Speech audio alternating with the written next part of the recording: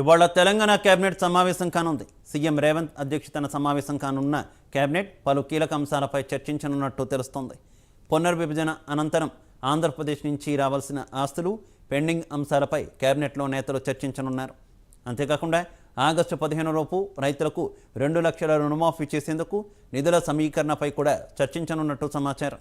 వీటితో పాటు ధాన్యం కొనుగోలు పురోగతి, ఖరీఫ్ పంటల ప్రణాళికలపైన చర్చించనున్నారు.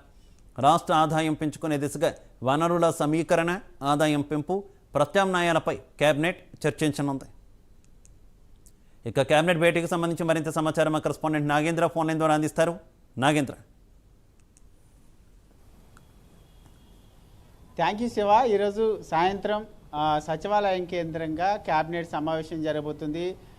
సీఎం రేవంత్ రెడ్డి అధ్యక్షతన జరగబెట్టేటువంటి ఈ సమావేశానికి మంత్రులంతా కూడా హాజరు కాబోతున్నారు. ముఖ్యంగా మరొకవైపు తెలంగాణ రాష్ట్రంలో ఎన్నికల కోడ్ ఉన్నటువంటి నేపథ్యంలో ఇప్పటికే ఈసీకి పర్మిషన్ కోసం ఇవ్వడం జరిగింది. ఒకవేళ ఈసీ పర్మిషన్ ఇస్తే మాత్రం సాయంత్రం 4 గంటలకి తెలంగాణ కేబినెట్ సమావేశం జరుగుతుంది. ఒకవేళ పర్మిషన్ ఇవ్వనటువంటి నేపథ్యంలో మంత్రులతో సీఎం రేవంత్ రెడ్డి కీలక సమావేశం జరిగేటటువంటి అవకాశం అయితే కనిపిస్తుంది. ముఖ్యంగా సాయంత్రం జరిగేటటువంటి ఈ సమావేశంలో ప్రధానంగా జూన్ 2వ తేదీకి తెలంగాణ రాష్ట్రం ఏర్పడి 10 సంవత్సరాలు పూర్తవుతుంది. ఇప్పటికే పునర్విభజన చట్టంలో భాగంగా ఇప్పటికే పెండింగ్లో ఉన్నటువంటి అంశాలతో పాటు మరొకవైపు ఏపీ తెలంగాణ 2 రాష్ట్రాలకు సంబంధించినటువంటి పెండింగ్లో ఉన్నటువంటి కొన్ని కీలకమైనటువంటి అంశాలపైన ఈ మంత్రివర్గ సమావేశంలో చర్చించబోతున్నారు.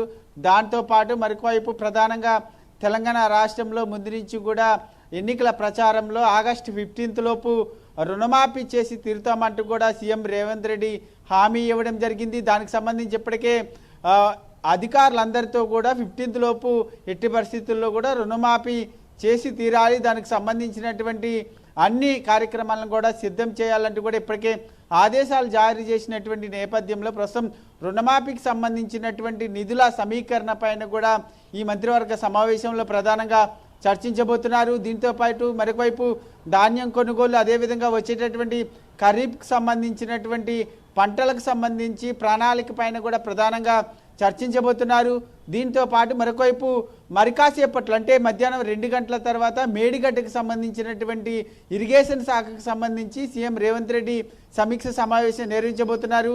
మేడిగడ్డకి సంబంధించి ఇప్పటికే ఒక విజిలెన్స్ కమిటీ, డ్యామ్ అండ్ సేఫ్టీకి సంబంధించి ఇప్పటికే ఒక మధ్యంతర నివేదిక ఇచ్చినటువంటి నేపథ్యంలో ఈ నివేదికకు సంబంధించి సాయంత్రం 4 గంటలకు జరిగేటటువంటి మంత్రివర్గ సమావేశంలో కూడా ప్రధానంగా చర్చించబోతున్నారు. ఎందుకంటే రాబోయేటటువంటి వర్షాకాలంలో మేడిగడ్డ కానీ, అన్నారం కానీ, సుందెల్ల బ్యారేజీకి సంబంధించినటువంటి అంశంలో ప్రధానంగా ఏ విధంగా ముందుకు వెళ్ళాలి అన్న దానిపైన ప్రధానంగా చర్చించబోతున్నారు. దీంతో పాటు మరొకవైపు వచ్చేటటువంటి జూన్కి సంబంధించి కొత్త విద్యా సంవత్సరం ప్రారంభమవుతుంది కాబట్టి విద్యా సంవత్సరానికి సంబంధించినటువంటి అంశంలో విద్యార్థులకు సంబంధించినటువంటి బడికి తీసుకొచ్చే స్కూలు విద్యార్థుల నుంచి బడికి తీసుకొచ్చే విధానం కానీ, మరొకవైపు బుక్స్, అదేవిధంగా ఇతర కొన్ని కీలకమైనటువంటి అంశాలన్నిటిపైన కూడా మంత్రివర్గ సమావేశంలో చర్చించడంతో పాటు మరొకవైపు కొన్ని కీలకమైనటువంటి నిర్ణయాలు తీసుకునేటటువంటి అవకాశం అయితే కనిపిస్తుంది. ఎందుకంటే ఒకవైపు ఇప్పటికే తెలంగాణ రాష్ట్రంలో 6 గ్యారంటీలకు సంబంధించినటువంటి అంశంలో పెద్ద ఎత్తున ప్రతిపక్షాలన్నీ కూడా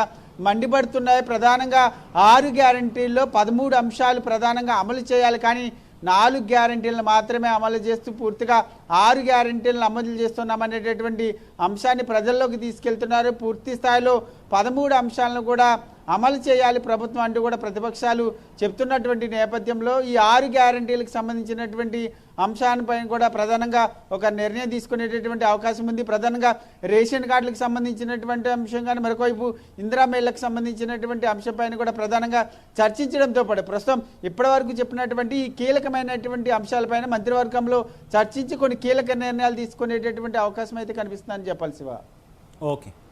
ఓకే నాగేంద్ర, థ్యాంక్ యూ.